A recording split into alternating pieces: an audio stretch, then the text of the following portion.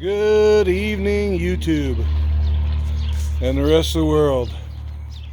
This tonight is going to be a little bit impromptu. I'm not going to put it on my tripod, but kind of goes along with the impromptu readiness.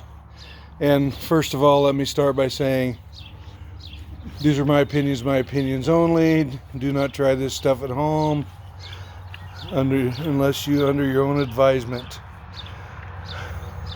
But things are going to crap really fast.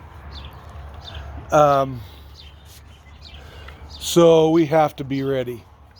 That way the impromptu, especially you newer folks who just started all this, and went out and bought your first gun back in May and shot the prices up. But anyway, I'm glad you can go out and get you a gun. And you realize what us Second Amendment people go through. But anyway, we have to be ready for whatever comes our way. Stuff is just going, it's like going to a race. Everything's going by like, zoom, zoom, zoom. Okay, we have to be ready. We have to be willing. Okay. If you're bugging out, make sure you have a bug out bag. Make sure you know where you're going. Make sure you went over your route twice. Make sure you have a bug out. A backup plan for your bug out. Okay? If you're staying put like I am, I'm too old to run.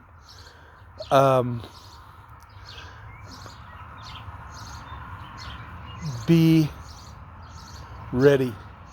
Okay? Whether you're bugging out or bugging in, I would say, lots of water, lots of food, and I'm not talking microwave food, okay? That's not going to cut it. I think the next thing that's going to be coming along here pretty soon is the power grid's going to go down. So you're going to need some radios to communicate with your team, with your family. Okay. So be ready in that route.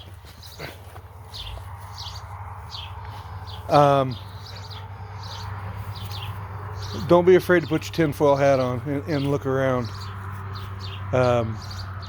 Water, half a gallon per day per person.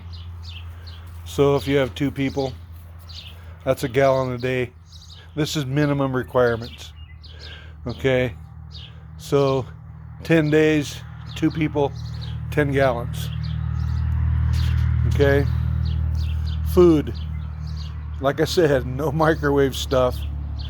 No instant stuff. You might get some instant noodles or something if you can cook over fire, but you better have your fire starting stuff ready. You better have your place you're going to build a fire ready. Okay? You better have a place where you can get more water if needed. Because water gets very heavy very fast. And you're not going to be hauling, if a person can haul 10 gallons, more power to them. Okay? So, let's get that ready. Make sure you got your IFAC, your individual first aid kit. Make sure you have your medicine. Any prescriptions you may need to take. Okay, sorry, I keep swatting at my dogs with my foot because they're being naughty. Make sure you got your medicals. Okay. Make sure you have ways to clean up. Make sure you have toilet paper. You don't need 12 frickin' cases. There's other ways to clean yourself up. As long as you have a creek or something, but don't do it upstream. Make sure nobody else is doing their business upstream either. Ways to filter the water. Iodine tablets. You also need some life straws. And this stuff's going to take a while, but at this point in time, you don't have a while really, because the powers that be want us. When you come to a state like Idaho and they've passed all these draconian measures, you're not in Kansas anymore. You're not in Idaho anymore. Okay? They want you.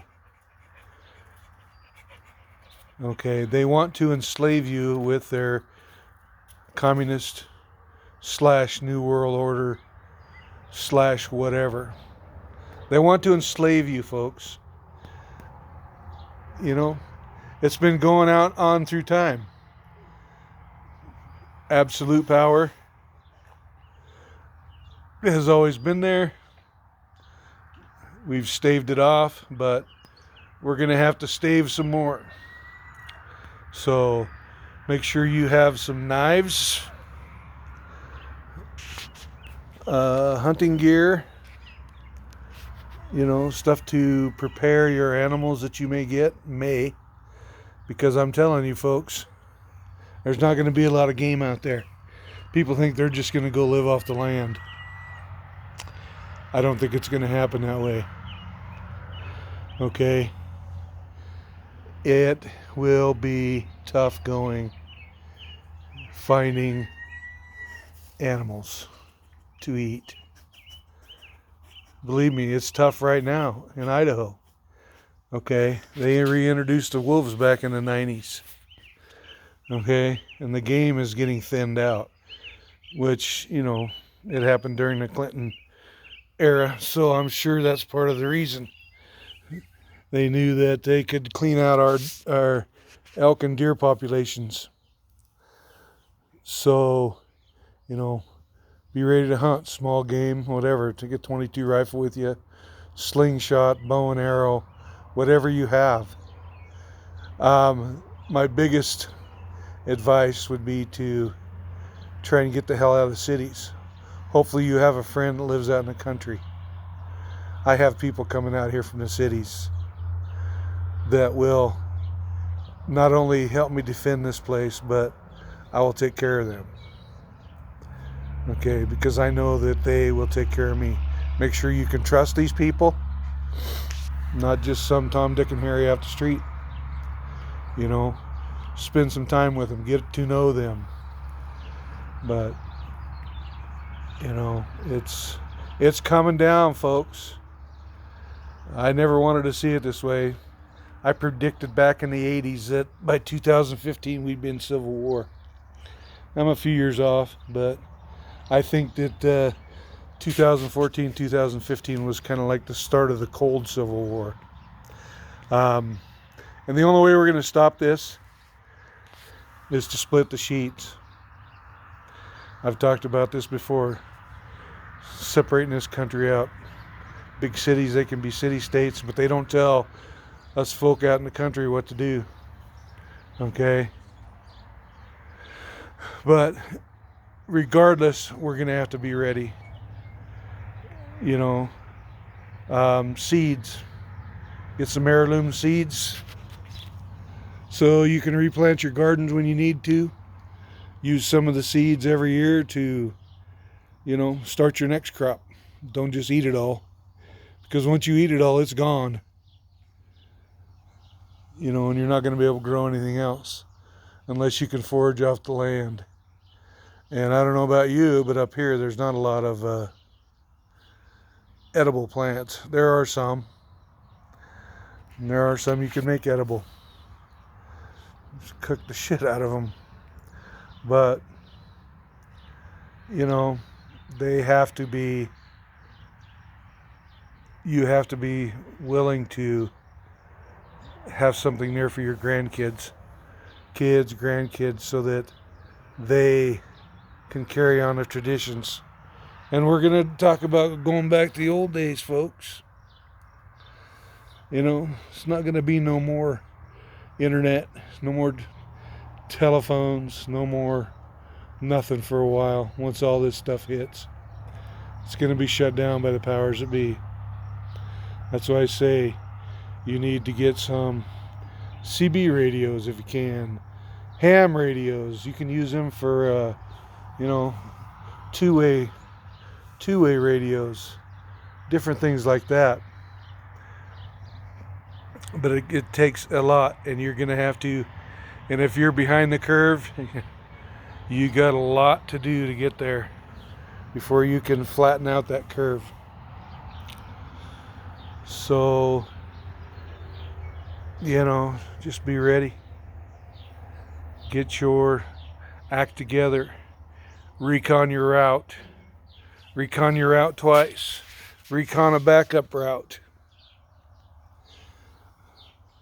Recon another backup route. Because, you know, if you live around anywhere like us, there's a lot of bridges. And them bridges can be taken out very easy. Railroad tracks. They can park cars in front of them and lock them brakes down to where you can't get by them unless you have four-wheel drive. You know? So there's different obstacles that's going to be thrown your way. And it's not going to be easy. You have to have the mental mindset.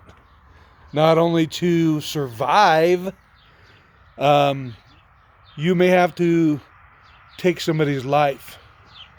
And if you aren't ready for that, you may be the one dying. So you got to get this all square up here, right up here in the noggin. Get it done. Get yourself prepared. Take a weekend, flip the switch off on the house. Take the main breaker, shut it off. Live like you would, you know, in the old days. Because if you don't, you're going to have a rude awakening. Get your water.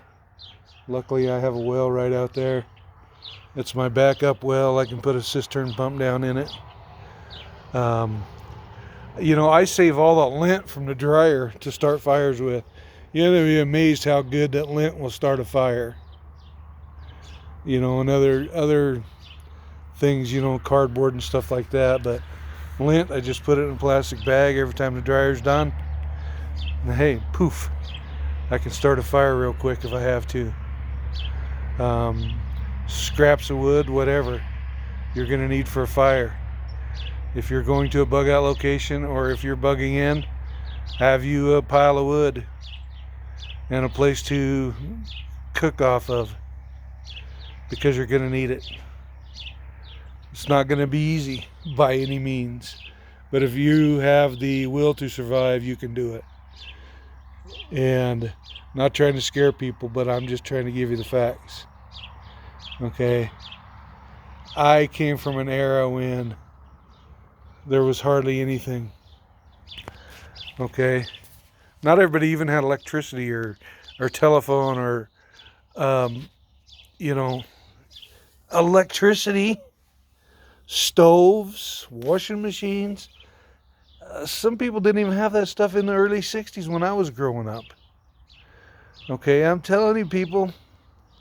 I'm telling you, take it from experience, and I didn't have it the roughest. At least we had a telephone. We had a couple, you know, television channels, I should say, not a couple televisions. We didn't go out and buy one for every room back then. Everybody watched the same thing. But, you know, you've got to get that in your mind that you're not going to let that rule your life should it be gone. That's why you get radios. Talk to your friends. Get some old field telephones or run some wire to your neighbor, what have you. But it's going to take a lot. It's going to take a lot of mental toughness more than anything.